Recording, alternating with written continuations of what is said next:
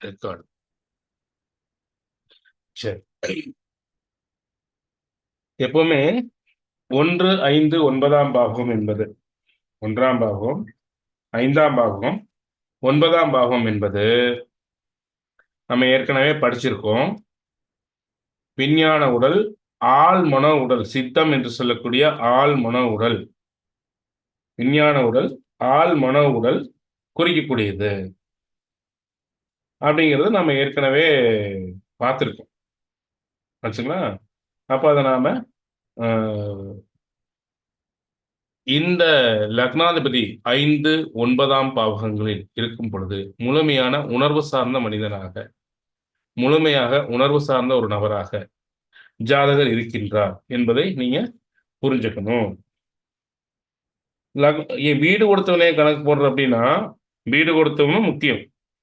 வீடு கொடுத்தவனும் முக்கியம். ஏன்னா, வீடு கொடுத்தவன் பொருள் சார்ந்த பாவங்கள் இருக்கும்போது, அவனுடைய தன்மையும் கலந்து இருக்கும். அப்போ வீடு கொடுத்தவனும் உணர்வு சார்ந்த பாவத்தில் இருக்கிறானா, முழுக்க முழுக்க உணர்வு சார்ந்த மனிதர்கள் என்பதை புரிந்து கொள்ளணும். ஆச்சுங்களா? இப்ப பாருங்க, ஒன்று ஆத்மா, ஒன்று சித்தம், ஒன்று கஞ்சுக சரீரம் என்று சொல்லக்கூடிய விஞ்ஞான உடல். இப்ப இப்படிப்பட்ட மனிதனாக இருக்கும்போது, அவங்க எப்படிப்பட்டவங்களா இருப்பாங்க அப்படின்னு பார்த்தீங்க அப்படின்னா, லக்னாவதி 9ஆம் பாவத்துல இருக்குன்னு வச்சுக்கங்க.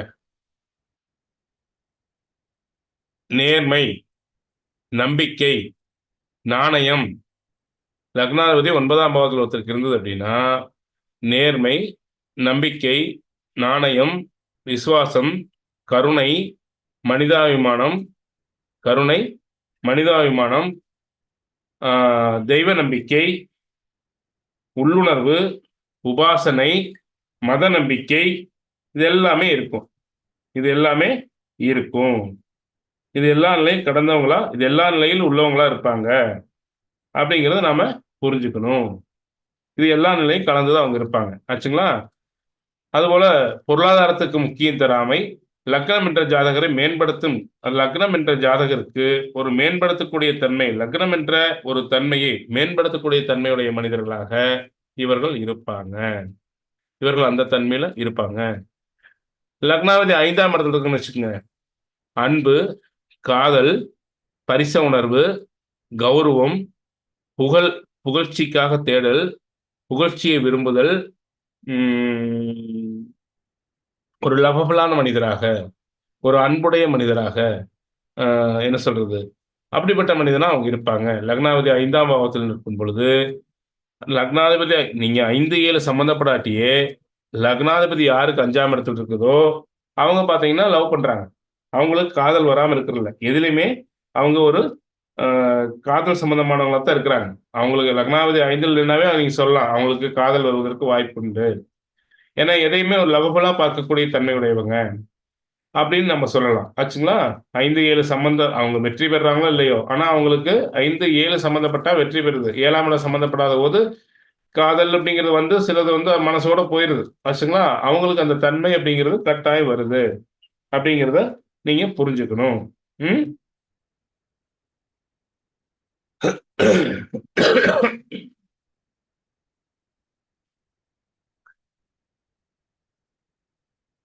5ஆம் இடம் காதல் இதெல்லாம் சொன்னோம். 9ஆம் இடத்த பொறுத்தவரையிலும் நேர்மை, நம்பிக்கை, நாணயம், விசுவாசம், கருணை, மனிதாபிமானம், தெய்வ நம்பிக்கை இதெல்லாம் சொன்னோம்.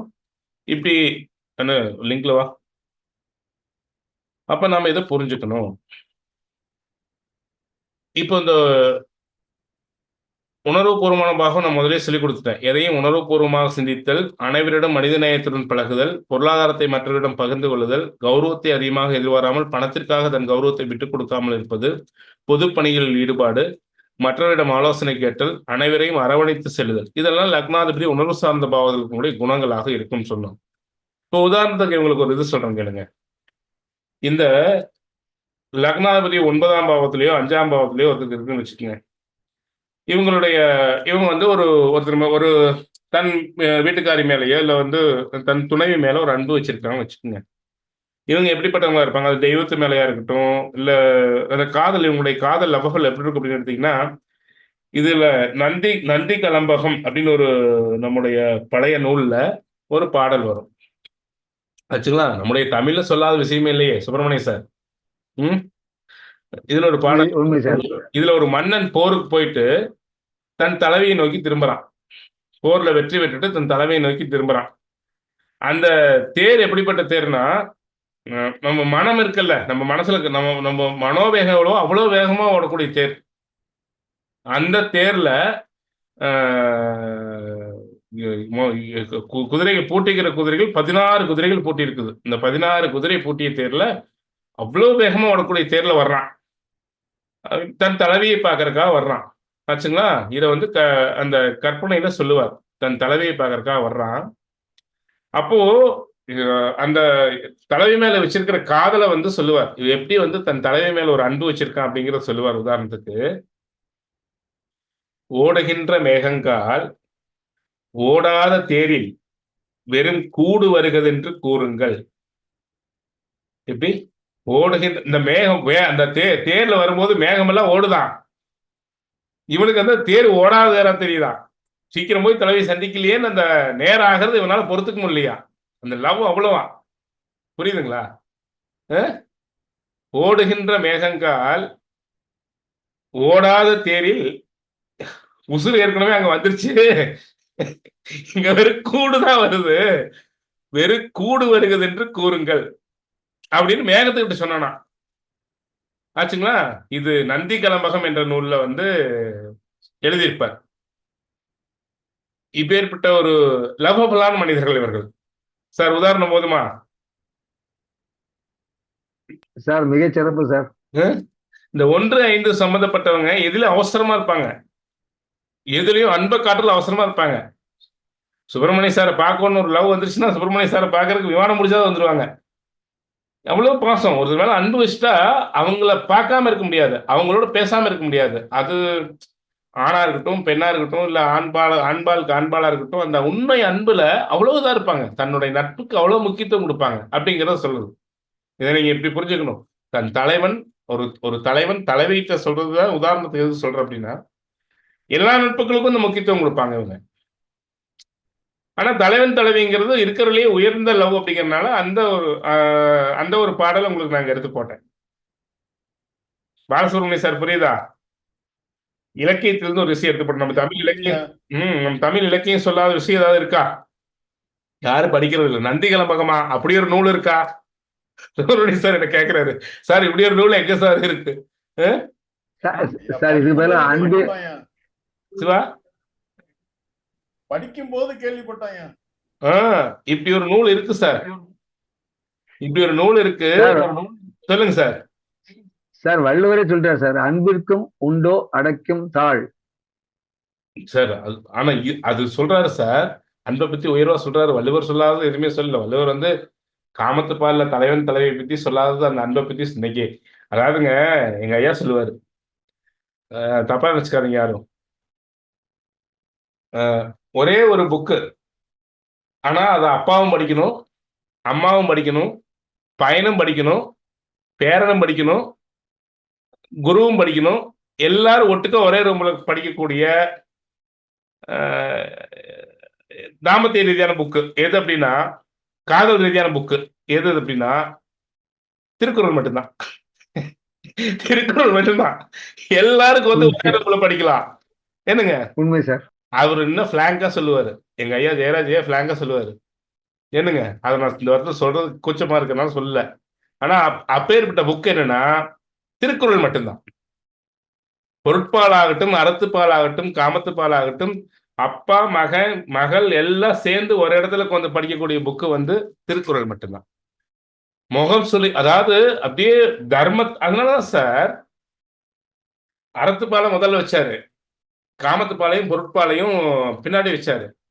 அறத்துப்பாலனுடைய இரு கூறுகள் தான் அறத்துப்பாலனுடைய இரு கூறுகள் தான் காமத்துப்பாலும் பொருட்பாலும். அப்போ அறத்தின் வழி நின்று வலுவாமல் சொல்லுறாரு. இப்படி எல்லாம் வாழ்ந்தா சந்தோஷமா இருக்கலாம். ஒரு தலைவன் தலைவி இப்படி வாழ்ந்தா சந்தோஷமா இருக்கலாம். ஒரு தலைவன் தலைவி இன்பத்துல எப்படி எவ்வளவு விஷயங்கள் இருக்கு இதெல்லாம் சொல்றாரு அப்படின்னா, அந்த அறத்தின் கூட அறம் என்ற ஒரு கண்ணாடியை போட்டு சொல்றார். அதுதான் திருக்குறள். நம்ம எல்லாம் எங்க அதெல்லாம் குழந்தைகளுக்கு சொல்லிக் கொடுக்கறதை விட்டுட்டுமே. திருக்குறள் ஒரு 4 வரி வந்தது. அதுக்கும் பரிமேலகர் உரையெல்லாம் விட்டுட்டு இன்னைக்கு எவனா உரை எழுதி அதை படிச்சு நான் போயிட்டு இருக்கிறோம். அப்போ ஓடுகின்ற மேகங்கால் ஓடாத தேரில் வெறும் கூடு வருகிறது என்று கூறுங்கள். இந்த மாதிரி ஒரு உணர்வுடைய மனிதர்கள், இந்த மாதிரி ஒரு அன்புடைய மனிதர்கள் இவங்க. ஆச்சுங்களா? அடுத்தது ராசிய பிரிக்கிறாங்க. என்ன பிரிக்கிறாங்கன்னா 1, 5, 9 என்பது பிராமணர்கள். இதை ஏற்கனவே சொல்லிக் கொடுத்த உங்களுக்கு. இதை சொல்லிக் கொடுக்கல. சத்திரியன் வர்ணாசிர தர்மம் அப்படின்னா என்ன அப்படிங்கறது உங்களுக்கு சொல்லிக் கொடுத்தேன். ஞாபகம் இருக்கா? ஆமா சார், ஆமா சார். 1, 5, 9 என்பது பிராமணர்கள். மற்றவர்களுக்கு ஆலோசனை கூறுதல், அன்பு, கருணை, ஈவு, இரக்கம், இலகிய மனம் படைத்தவர்கள். இந்த லக்னாவதி 1, 5, 9 இருக்கிறவங்க ஒரு மற்றவங்களுக்கு ஆலோசனை கூறுதல வெற்றி பெறுவாங்க. அன்பு, கருணை, ஈவு, இரக்க அதிகம் உண்டு, இலகிய மனம் படைத்தவர்கள்.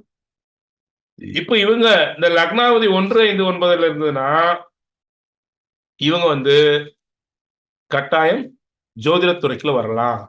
கவுன்சிலிங் கொடுக்கக்கூடிய எந்த துறைக்கு வரலாம். சொந்தமா இவங்க அதாவது யாரையும் சாராமல், கூட்டாக சாராமல் தனியாக செய்யக்கூடிய தொழில் எல்லாமே இவங்க செய்யணும். பொருள் போடாம கவுன்சிலிங் கொடுக்கக்கூடிய தொழில் செய்யணும். இவங்களுக்கு உங்களுடைய தன்மை என்னென்ன? மற்றவங்களுக்கு அறிவுரை கூறுதல், ஆலோசனை கூறுதல். இப்போ சிஏ பண்ணியிருக்காங்க. சிஏ பண்ணிட்டு அக்கௌண்ட்ஸ், மற்றவங்களுடைய அக்கௌண்ட்ஸ் ஆடிட்டிங் பாக்குறாங்க. லக்னாவதி 1, 5, 9 இருக்கிறவனுக்கு அழகா வந்து ஒரு கம்பெனியுடைய நிர்வாகத்தை, அட்மினிஸ்ட்ரேஷனை, அந்த கம்பெனியுடைய வரவு செலவு கணக்கை ஹேண்டில் பண்ண அவனால முடியும். அருமையா அவங்களுக்கு வழிகாட்ட முடியும். இவனு காசு போடுறது இல்லையே, அவன் வரவு செலவு ஆடிட்டிங் போட்டு கொடுக்கறது தானே. ஆச்சுங்களா? இதே போய் மல்லிகை வச்சா முடிஞ்சான். அண்ணாச்சி பருப்பு இல்லை, கொஞ்சம் கொடுங்க, காசு நாளைக்கு தரேன், இந்தா கொண்டுட்டு போ. அண்ணாச்சி அரிசி இல்லை, கொஞ்சம் கொடுங்க, இந்தா கொண்டுட்டு போ. அப்புறம் இவனோட்டுக்கு அரிசியும் இருக்காது, பருப்பும் இருக்காது. ஆச்சுங்களா? இவனோட்டுக்கு அரிசி இருக்காது. பொருள் போட்டு தொழில் செய்யக்கூடாது. நான் ஏதோ சொல்லித்தரேன். இந்த 1, 5, 9 ஏன் எடுத்த அப்படின்னா, சார் நிறைய விஷயம் இது மூலம் பிடிக்கலாம். நிறைய விஷயம் பிடிக்கலாம். லக்னாதிபதி 1, 5, 10ஆம் இடத்தையே விட்டுருங்க சார். லக்னாதிபதி 1, 5, 9 இருக்கிறவங்க பொருள் போட்டு தொழில் செய்யும் பொழுது நிறைய இழப்புகளை சந்திக்கிறார்கள். அதே ஜோதிடர் நம்ம ஜோதிடர் நம்ம போய் எதுக்கு பொருள் போடுறோம்? அவருக்கு படிக்கிறோம், படிச்சதை வச்சுட்டு சொல்றோம். இப்ப இவங்க மற்றவங்களுக்கு ஆலோசனை கவுன்சிலிங் கூறும்போது அவங்க கோத்து கேட்பான். சரி சொல்லுங்க சார் அப்படின்னு கேட்பான். சொல்லிட்டு காசும் கொடுத்துட்டு போவான். அப்போ மற்றவங்க அன்பு காட்ட, கருணை காட்ட, ஆலோசனை கூற, இதெல்லாம் உங்களுக்கு 10ஆம் பாவத்தை நீங்க எடுத்துக்கங்க.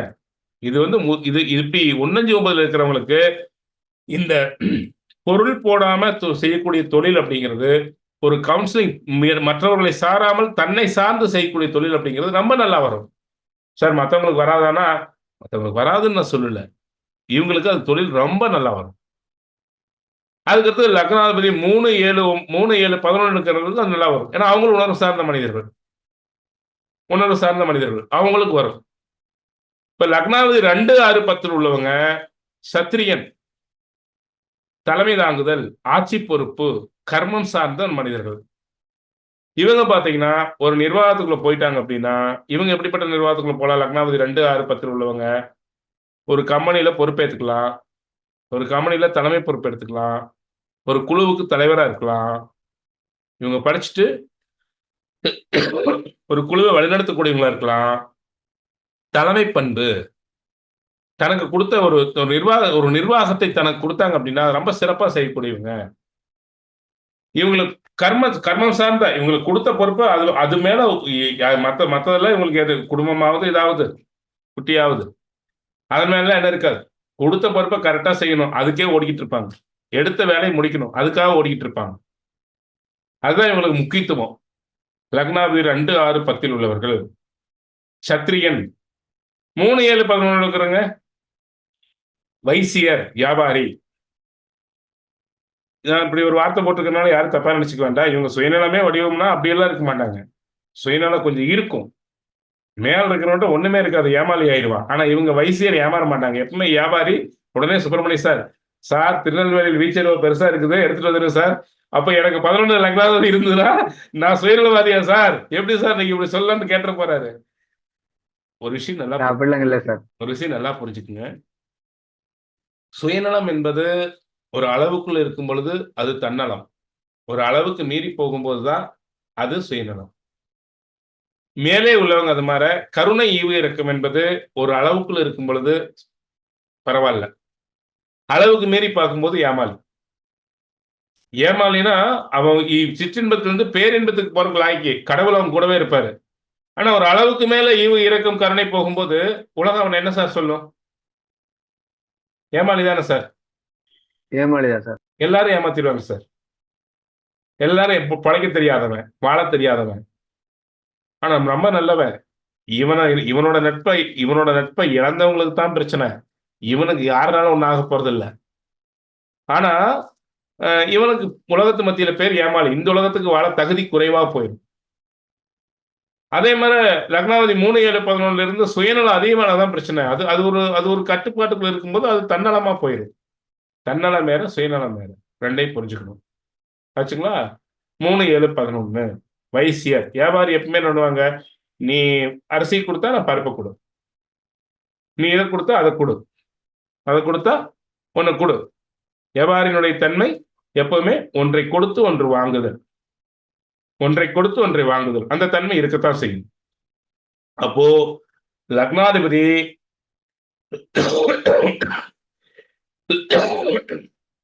1, 5, 9 என்பது பிராமணன்.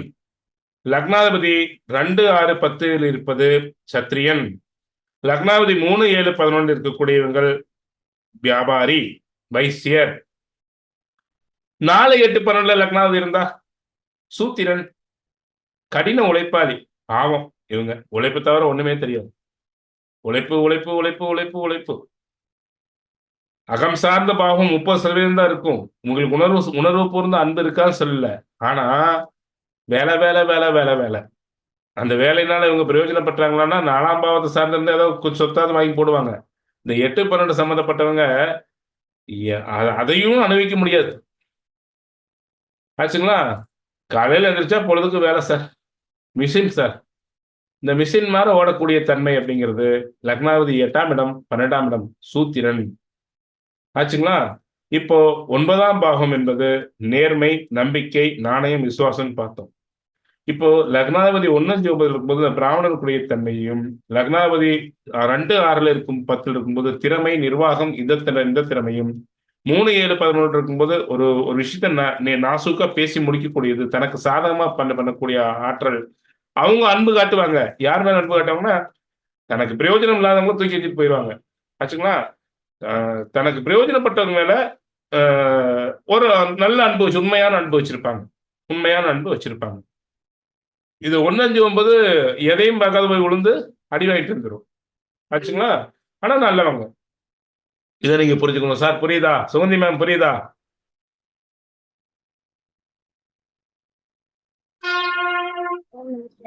ஜி அதோட கூடுதலா ஒரு விஷயம் ஜி, அதையே எதிர்பார்த்துதான் பிரச்சனை வருது ஜி. 1, 5, 9 எதிர்பார்க்கும். 1, 5, 9 அன்பை கொடுத்த எப்பவுமே போலவே இருக்கணும் ஜி. இதே அன்பா இருக்கணும், இதே போல இலக்கிய மனமா இருக்கணும். ஆமா ஆமா சார். 1, 5, 9 என்ன செய்யும்? பிராமணன் அல்லவா? பிராமண யாகத்தை பண்ணி முடிச்சுன்னு எனக்கு எதிர்பார்ப்பான்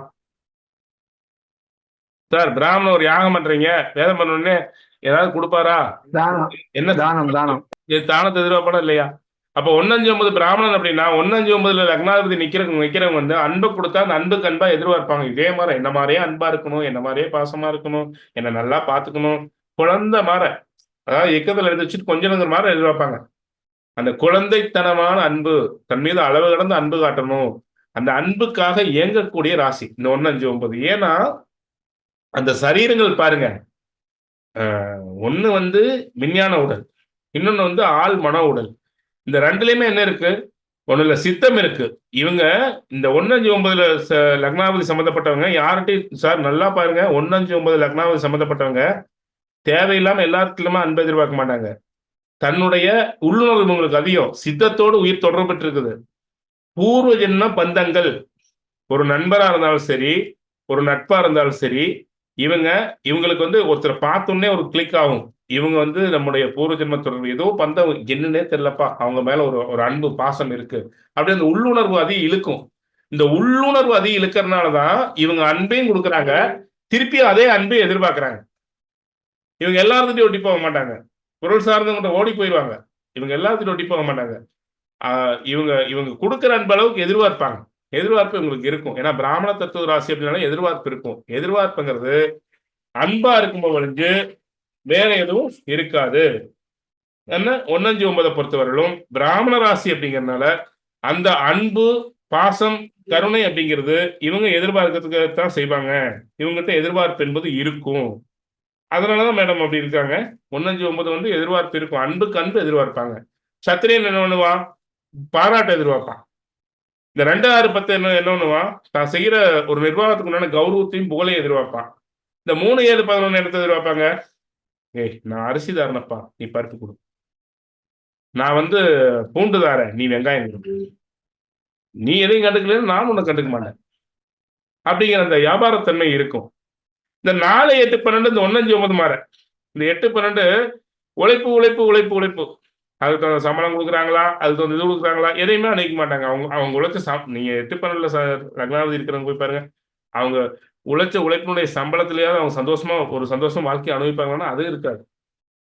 இது 2 கட்டையா ஆச்சுங்களா? அப்போ இந்த 8-12 அப்படி இருக்கும். இவங்களுக்கு உணர்வு இருக்காதுன்னா உணர்வு சார்ந்த பாவம் இருக்கும். வீடு கொடுத்த அதிபதி 6, அவன் எங்க இருக்கிறான் அதை பொறுத்து இவங்க உணர்வு சார்ந்த விஷயத்துல எப்படி இருப்பாங்க. சாரநாதன் எப்படிப்பட்டவனா இருக்கிறான் அதை பொறுத்து உணர்வு சார்ந்த விஷயங்கள் எப்படி இருக்கு. இன்னொன்னு சொன்னேன், பெண் ராசியா பெண் லக்கணத்துல பிறந்திருக்காங்களா, ஆண் லக்கணத்துல பிறந்திருக்காங்களா, லக்னாவதி ஆண் ராசியில் நிற்கிறானா, பெண் ராசியில் நிற்கிறானா, அதை பொறுத்து உணர்வு சார்ந்த விஷயங்கள் அதிகம் இருக்கும். லக்கணத்துக்கு வீடு கொடுத்தவன் பெண் ராசியில் நிற்கிறானா, ஆண் ராசியில் நிற்கிறானா, இதை பொறுத்து உணர்வுனுடைய தன்மை இருக்கும். புரியுதா சார் சுப்பிரமணிய சார்? சார் ரொம்ப மிக சிறப்பு சார், மிக சிறப்பு சார். ஒரு ஒரு இதை ஈஸியா நோட் பண்ணி வச்சுங்க பாயிண்ட். வேல்முருகன் சார் வணக்கம். வேல்முருகன் சார் வணக்கம். ஈஸியா நோட் பண்ணி வச்சுக்கோங்க. லக்னாதிபதி நின்ற பாவகம் முதல் முதல் மார்க் எடுத்துக்கங்க. லக்னாதிபதி நின்ற பாவகத்தை முதல் மார்க் எடுத்துக்கங்க. அவன் 1-5-9 3-7-11 உணர்வு சார்ந்த மனிதன். அதுக்கு அடுத்தது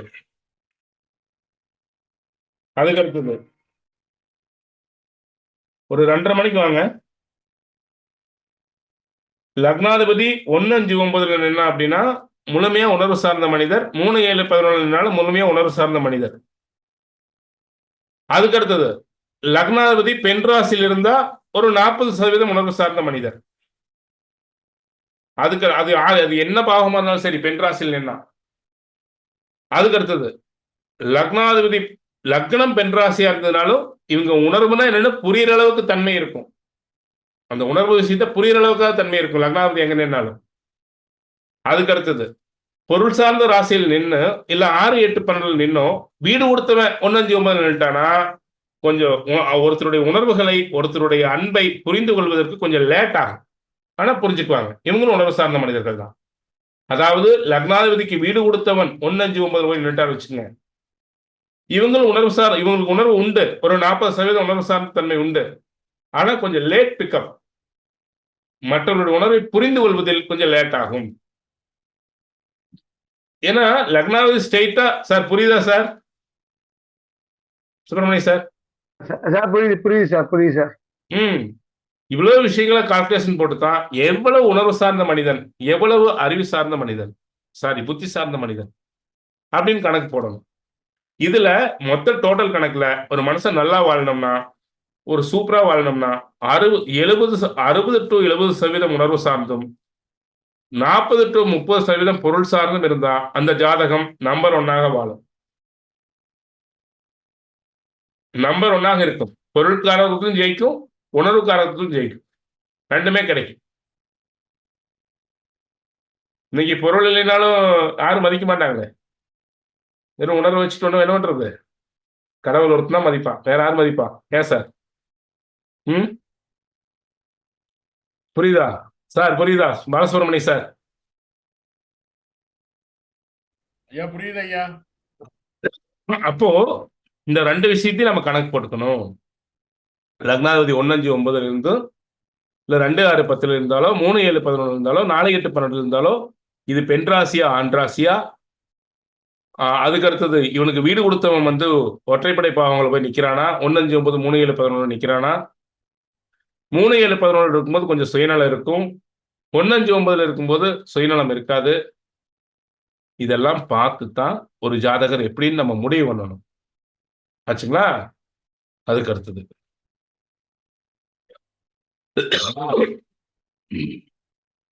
3, 7, 11 இதுவும் உணர்வு சார்ந்த பாவகங்கள் தான். இது அன்பை, அதாவது அன்பையும் கொடுத்து ஆசையும் கொடுத்துருது. அன்போடு சேர்த்து ஆசையும் வளர்க்கும். தங்களுடைய ஆசைகளை நிறைவேற்றிக்கொள்ள துடிக்கும். தங்களுடைய எண்ணங்களை என காமத்தத்துவ ராசி 3, 7, 11. அப்போ காமத்தத்துவ ராசியில இதை மேட்ச் பண்ணும்போது நான் மறுபடியும் சொல்லித்தரேன், எல்லாம் குழப்பிக்குவீங்க. இதை மட்டும் புரிஞ்சுக்கணும். இது காமத்தத்துவ ராசி. அப்போ இங்கே உணர்வும் இருக்கும். அதே சமயத்துல உணர்வோடு சேர்ந்த ஆசையும் இருக்கும். இப்போ ஒரு எதிர்பார்ப்பும் இருக்கும். மேலே சொன்ன 1, 5, 9ல அறம் சார்ந்த உணர்வு ராசி, தர்மத்தின்படி அறம் சார்ந்த உணர்வு ராசி. இது ஆசை சார்ந்த உணர்வு ராசி. அது அறம் சார்ந்த உணர்வு ராசி. அவங்களோட நட்பு அப்படிங்கிறது கிரேட். இவங்களோட நட்பு அப்படிங்கிறது இன்பம், சந்தோஷம். அவங்களோட ஃப்ரெண்ட்ஷிப் அப்படிங்கிறது கிரேட். இவங்களோட நட்பு அப்படிங்கிறது சந்தோஷம். ஆசை சார்ந்த உணர்வு ராசி. அது அன்பு அறம் சார்ந்த உணர்வு ராசி. இது ஆசை சார்ந்த உணர்வு ராசி. சார் புரியுதா? சிறப்பு சார். 3, 7, 11 இந்த 3, 7, 11 வைசியர், வியாபாரி, கொஞ்சம் சுயநலம் இருக்கும் என்று பார்த்தோம். பிராணமய உடல் சம்பந்தப்பட்டது. அதாவது 10 வாயுக்கள் சொல்லக்கூடிய பிராண உடலை தான் நம்ம காற்று தத்துவ ராசியான 3, 7, 11ஓட சேர்த்தோம். இது ஏற்கனவே நான் கிளாஸ் எடுத்திருக்கிறேன், படிச்சிருப்பீங்கல்ல? ஆமா சார். காற்று ராசியோடு சம்பந்தப்பட்டது. 10 விதமான காற்றுக்கள் சொல்லக்கூடிய பிராண உடலோடு சம்பந்தப்பட்டது. இப்போ நல்லா பாத்துக்குங்க. நான் முதல்ல காட்டுறது 3 உடல். எது? ஆனந்த உடல் சொல்லக்கூடிய ஆத்ம சரீரம், விஞ்ஞான உடல் சொல்லக்கூடிய விஞ்ஞான உடல், சித்தம் என்று சொல்லக்கூடிய கருவி சுமக்கக்கூடிய ஆள் மன உடல். இந்த 3 என்னைக்கு அழியாது. இந்த 3 என் கை பாருங்க, இங்க பாருங்க. இந்த 3 ஒட்டியே இருக்கும். இந்த 3 ஒட்டியே இருக்கும். இந்த 3 பிரியாது. முக்திக்கு போகும்போது இந்த 2ஐயும் கழட்டி விட்டு ஆனந்த உடல் மட்டும் பிச்சுக்கு போயிடும். முக்தி இல்லாத மீண்டும் பிறவிக்குள்ளேயே இந்த ஆன்மா சுத்திட்டு இருக்கும் பொழுது இந்த 3 இணைஞ்சிருக்கும். அப்போ முதல்ல சொல்லக்கூடிய 1, 5, 9ல இருக்கக்கூடியவங்க ஒரு உறவு கிடைச்சாலும் இன்னொரு ஜென்மத்திற்கும் அந்த உறவு வேண்டும் என்று நினைக்கக்கூடியவர்கள். இது சித்தத்துல பதிஞ்சிரும். இது எப்பவுமே அந்த நட்பை சுமந்துக்கிட்டே போகும். அந்த நட்பு எப்படி இருக்கும்னா ஜென்மங்கள் தாண்டியும். அதனாலதான் அந்த பாட்டுல அப்படி சொல்றான், வெறும் கூடு வருகிறது என்று சொல், ஓடுகின்ற மேகங்கால் ஓடாத தேரில் வெறும் கூடு வருகிறது என்று போய் சொல்லுன்னு சொல்றான். அப்ப அந்த கவிதையை கொஞ்சம் எப்படி எல்லாம் எழுதியிருக்காங்க பாருங்க சார். இன்னைக்கு சினிமா பாட்டு ரசிக்கிறீங்க, அதெல்லாம் ரசிச்சு பாருங்க. எவ்வளவு காதல் பாட்டுன்னு, எவ்வளவு அற்புதமான பாட்டுன்னு ரசிச்சு பாருங்க. அப்போ இன்னொரு ஜென்மத்திற்கும் இழுத்து செல்கின்ற ராசி, அந்த அன்பை சுமந்து செல்கின்ற ராசி, அவர்களுடைய நினைவை சுமந்து செல்கின்ற ராசி. அதனாலதான் அவங்க ஈஸியா ஏமாந்துடுறாங்க. இந்த 3, 7, 11 காற்றுடம்போடு சம்பந்தப்பட்டதால், இப்ப நீ நானும் ஃப்ரெண்டியா, இப்போ இந்த வாழ்க்கையில உனக்கு என்ன சந்தோஷமோ அதை நான் அள்ளி கொடுக்குறேன், எனக்கு என்ன சந்தோஷமா அள்ளி கொடு, உனக்கு தேவையான நான் கொடுக்குறேன், நல்ல ஃப்ரெண்ட்ஷிப்பா வாழ்வோம். புரியுதுங்களா? இத ஜென்ம நினைவுக்கெல்லாம் கொண்டு போகாது. காற்றுடன் இங்கே கலந்து போயிடும். முக்திக்கு போக இந்த இது போகையே, இறந்து போகையிலேயே அந்த காற்றுடம்பு தானா நின்னுக்கும், கொஞ்ச நாள்ல மறைஞ்சிடும். அப்போ இது ஜென்ம மந்தம் அளவுக்கு கொண்டு போகாது அப்படிங்கிறத புரிஞ்சுக்கணும். பிராண உடல் சம்பந்தப்பட்டது. 3, 7, 11ஆம் ராசியில். எனவே காற்றுடம் என்பது நமது உடல் இயக்க தத்துவத்தை குறிப்பதால் இவர்கள் எந்த செயலையும் உணர்வுபூர்வமாக செயல்பட்டு இயங்கக்கூடியவர்கள். பிராண சரீரம் என்பது அதை வைத்துக் கொண்டுதான் ஆன்மா இந்த ஸ்தூல உடலை இயக்கி சுகத்தை அடைகின்றது. எனவே 3, 7, 11ஆம் ராசிகள் என்பது ஒரு இயக்கத்திற்கு அடிப்படையாகவும் ஒரு இடத்தில் நின்று செயல்படும் ராசியாகவும் தன் ஆசைகளை, காமங்களை, இச்சைகளை பூர்த்தி செய்து கொள்ளும் ராசியாகவும் இருப்பதால் லக்னாதிபதி இங்கு நிற்கும் பொழுது இவர்கள் உணர்வு சார்ந்த மனிதர்களாக இருந்தாலும் நோக்கம் என்பது தன் இச்சைகளை பூர்த்தி செய்வதற்காக, தன் ஆசைகளை பூர்த்தி செய்வதற்காக எதிர்பார்ப்பும் இவங்ககிட்ட இருக்கும். இவங்க தன்னுடைய ஒரு வரைமுறை போட்டிருப்பாங்க. அந்த வரைமுறைக்கு கட்டுப்பட்டவங்க பழகுவாங்க. இல்லைன்னா பிடிக்கலைன்னா இவங்க இவங்க அவங்க அடுத்த நிலைக்கு போயிடுவாங்க. அவங்க ஃப்ரெண்ட்ஷிப் கட் பண்ணிட்டு போயிடுவாங்க. இவங்க ஈஸியா தப்பிச்சுக்குவாங்க. ஆச்சுங்களா? இவங்க உட்காந்து அழுதுட்டு மனசு கஷ்டப்பட்டுட்டுலாம் இருக்க மாட்டாங்க. இவங்க தப்பிச்சுக்குவாங்க. இந்த 1, 5, 9 தான் ரொம்ப அன்பு சார்ந்த. இப்ப மேம் சொன்னாங்கல்ல, ஒரு அன்பை கொடுத்துட்டு திருப்பி எதிர்பார்க்கக்கூடிய ராசியா இருக்கு. திருப்பி அந்த அன்பு கிடைக்கலைன்னா கஷ்டப்படுவாங்க. அந்த அந்த ஒரு நிலைக்கு வரக்கூடியது இந்த 1, 5, 9 மட்டும்தான். ஆச்சுங்களா? 3, 7, 11 நீ இதை கொடு, நான் அதை கொடுக்குறேன். நீ இந்த சந்தோஷத்தை கொடு, நான் அந்த சந்தோஷத்தை கொடுக்குறேன். நீ இந்த பொருளை கொடு, நான் அந்த பொருளை கொடுக்குறேன். அப்படிப்பட்ட தன்மை உடையவங்க. லக்னாவதி 3, 7, 11 நின்று வீடு கொடுத்தவன் 3, 7, 11 நின்னாலோ, இல்ல லக்னாவதி 1, 5, 9 நின்று வீடு கொடுத்தவன் 3, 7, 11 நின்னா அங்க கொஞ்சம் அந்த 1, 5, 9 தன்மை கொஞ்சம் தப்பிச்சுக்கும். கொஞ்சம் அந்த சுயநலம் அப்படிங்கிறது கொஞ்சம் அவங்களுக்கு இருக்கும்.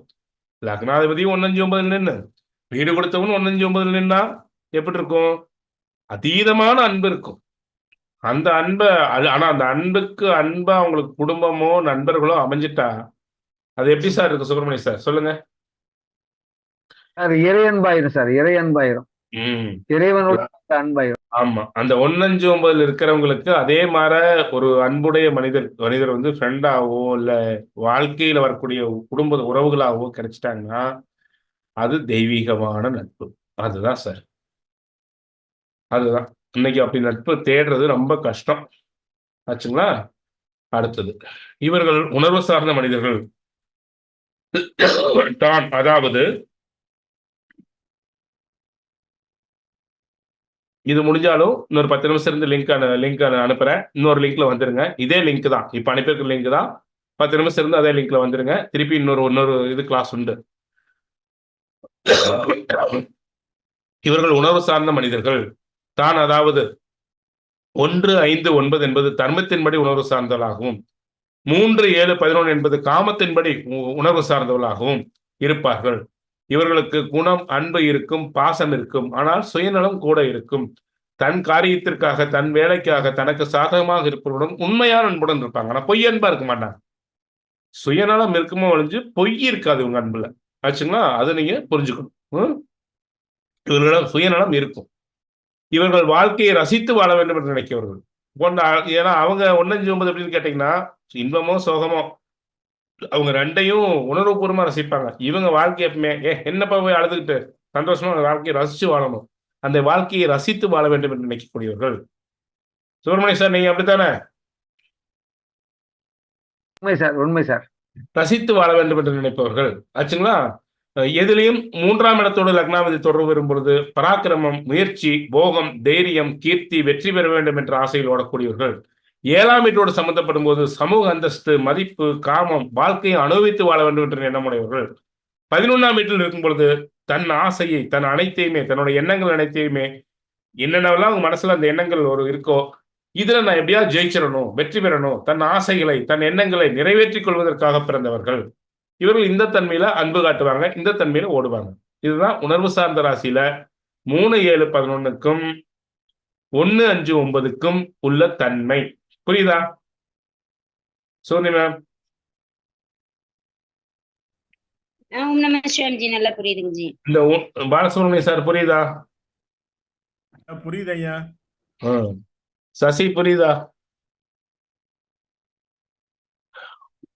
உணர்வு சார்ந்த ராசியில 1, 5, 9ஐயும் 3, 7, 11ஐயும் புரிஞ்சுட்டீங்கன்னா இந்த ஜாதகத்தை எடுத்து வச்ச உடனே இவர்கள் இப்படிப்பட்டவர்கள். சரிம்மா, சரிம்மா. இவர்கள் இப்படிப்பட்டவர்கள் தான் என்று ஒருவரை நீங்கள் ஒரு ஒரு ஒரு யூகம் பண்ண முடியும். சார் இதெல்லாம் ஜாதகத்துக்கு இவ்வளவு தேவையானா? வேணும் சார். Psychological sir. ஜாதகம் அப்படிங்கிறது சாதாரண விஷயம் இல்ல. இவன் நாளைக்கு திருமண பொருத்தம் பார்க்குறீங்க. எதை வச்சு பார்ப்பீங்க? இவன் ஒரு உணர்வு சார்ந்தவனுக்கு பொருள் சார்ந்தவனை பிடிச்சி கல்யாணம் பண்ணி வச்சிட்டீங்கன்னா ஒன்றும் பண்ண முடியாது. அங்க இங்க ஒன்று இழுக்கும், அங்க ஒன்று இழுக்கும். அது எப்படி ஒத்து போகும்? 1, 5, 9க்கு 3, 7, 11 பிடிச்சி கல்யாணம் பண்ணி வச்சிட்டா கூட பிரச்சனை இல்லை. ஆச்சுங்களா? இப்போ 6, 8, 12ல நின்று வீடு கொடுத்த 1, 5, 9 நின்றா கூட பரவாயில்ல. ஆனா முழுக்க முழுக்க 6, 8, 12லயே நின்று வீடு கொடுத்தவனும் 6, 8, 12லயே போய் நின்று இல்ல பணபர ராசியில போய் நின்றுட்டா அங்க வந்து ஒண்ணு அன்புக்கு ஏங்கும், ஒண்ணு பணத்துக்கு ஏங்கும். இங்க போய் எங்க ஒத்து வரும்? இதெல்லாம் சார் ஜோதிடம், திருமண பொருத்தமோ ஜோதிடமோ இல்ல, இது வந்து வெறும் படிச்சுட்டு வித்த காட்டுற கண்ணாடி கிடையாது. ஆச்சுங்களா? இதை உள்வாங்கி உணர்ந்து உணர்ந்து ஒவ்வொன்றையும் அனுபவிச்சு படிக்கணும். ஒவ்வொன்றையும் அனுபவித்து படிக்கணும். இது ஒண்ணு இல்ல, இப்படி ஒரு வீடியோ போடலான்ட்டு நான் சசிகிட்ட சொன்னேன். போடுங்க அப்படின்னுது. இந்த தலைப்பே இதயம் சார்ந்த பாவம் சசிதான் வச்சு கொடுத்தது. இதை வந்து நான் வீடியோக்காக எடுத்தேன். ஆனா வீடியோக்காக எடுத்துட்டு யோசிக்கிறேன், வந்து அந்த கருத்துக்கள் வந்து உழுந்துட்டே இருக்கு. நூல்கள் எடுத்து தேடுனா நிறைய விஷயங்கள் வந்து உழுந்துட்டு இருக்கு. அப்போ யோசிச்சேன், சரி இது ஏன் நம்ம மாணவர்களுக்கு சொல்லிக் கொடுக்க கூடாது? இது இவ்வளவு விஷயங்கள் இதில் இருக்கே. ஒரு மனிதனை பார்த்தோன்னே இதை வந்து இப்படித்தான் இவங்க இப்படித்தான் அப்படின்னு ஒரு கேட்ச் பண்ணக்கூடிய தன்மை இருக்குமே. அப்ப திருமண பொறுத்ததுக்கு இது பயன்படுமே. அதே மாதிரி ஒரு தொழில் பார்ட்னர்ஸ் வராங்க, 2 பேரும் எப்படி இருப்பாங்க?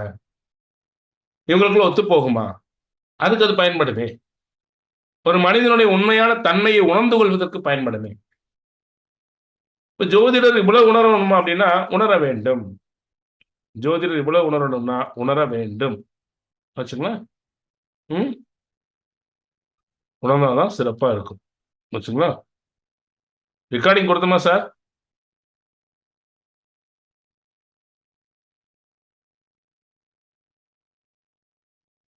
கொடுத்தோம் சார். இந்த டைம் கொடுத்த மாதிரி தெரியலையே. கொடுத்திருக்கோம். இது கொடுத்துருக்கோமா சார்? ஓகே ஓகே, கொடுத்திருக்கோம். பார்ப்போம். அப்போ இது உணர்வு சார்ந்த ராசி. இது உணர்வு சார்ந்த ராசி என்பதை நீங்க புரிஞ்சுக்கணும். 3, 7, 11, 1, 5, 9 உணர்வு சார்ந்த ராசிகள். 3, 7, 11 என்பது கொஞ்சம் சுயநலம் இருக்கும். 1, 5, 9 என்பது 1, 5, 9 என்பது முழுக்க முழுக்க ஒரு உணர்வு சார்ந்த ராசி. இதுல வீடு கொடுத்தவன் பெண் ராசியா ஆண் ராசியா இதையெல்லாம் வச்சு நாம கணக்கு பண்ணணும். இதையெல்லாம் வைத்து எவ்வளவு % உணர்வு சார்ந்தவர்கள், எவ்வளவு % அன்பு புத்தி சார்ந்தவர்கள் அப்படின்னு வச்சு அவங்கள நம்ம கேட்ச் பண்ணணும். அது ஒரு உதாரண ஜாதகம் போட்டு நான் உங்களுக்கு சொல்லித்தரேன். புரியுதுங்களா? உதாரணமா ஒரு 2 ஜாதகத்தை போட்டு சத்யகணேசன் சார் கூட சொன்னார்ல, என்னோட ஜாதகத்தை போட்டு சொல்லுங்க சார், போட்டு சொல்லுவோம். அப்போ அடுத்தது பார்க்கறது 6, 8, 12. இதுதான் சார் ரொம்ப யோசிக்க வேண்டிய ராசிகள். இந்த 6, 8, 12 என்பது ஆய்வுக்குரிய பாவகங்கள். இது நம்ம அடுத்த இதுல பார்ப்போம். இந்த 10 நிமிஷத்துக்கு வந்துருங்க. அடுத்த இதுல பார்ப்பது முடிய போகுது.